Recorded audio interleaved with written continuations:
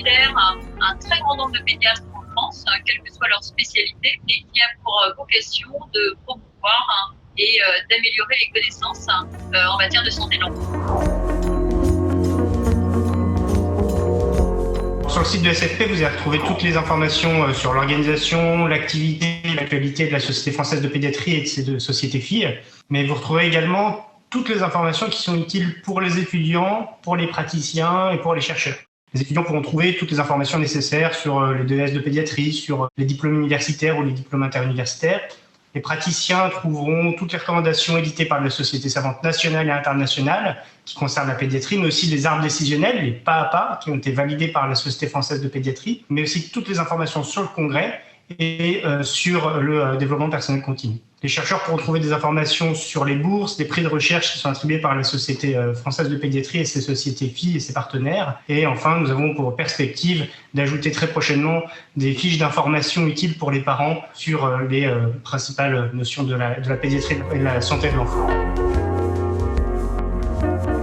La SFP travaille en étroite collaboration avec les différentes sociétés filles et les groupes de spécialité. Ça nous permet d'avoir une vision globale de la santé de l'enfant. De très nombreux avis qui sont publiés en partenariat avec les différentes sociétés pédiatriques. Et par exemple, la crise du Covid a été un bon exemple des capacités de la SFP et des différentes sociétés de travailler ensemble de manière coordonnée, très réactive pour la publication rapide d'avis importants sur la prise en charge des enfants dans cette crise sanitaire.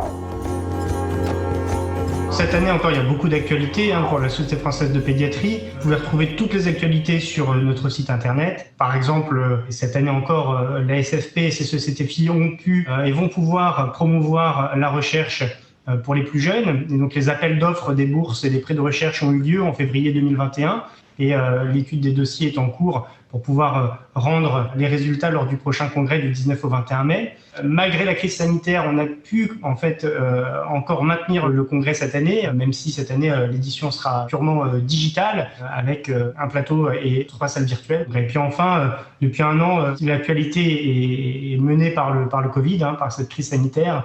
Heureusement, les enfants sont peu atteints, mais la SFP et les sociétés filles ont beaucoup travaillé et ont toute leur part à jouer dans l'émission d'avis pour la prise en charge des enfants dans cette crise sanitaire.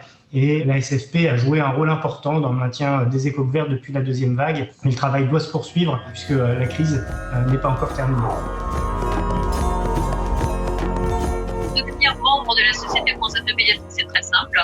Il suffit de se rendre sur le site et sur la page d'accueil, cliquer sur l'onglet Devenir membre qui vous donnera plus d'informations sur les avantages de cette adhésion et puis aussi les tarifs qui sont tout à fait aménagés et tout à fait adaptés pour les plus jeunes médecins, en particulier les internes qui ne payent pas la première année, et puis qui donnent aussi un tarif tout à fait intéressant pour pouvoir bénéficier de l'abonnement aux archives de pédiatrie d'une part et à perfectionnement en pédiatrie d'autre part, de manière à pouvoir profiter des publications dans ces 2 revues de grande qualité.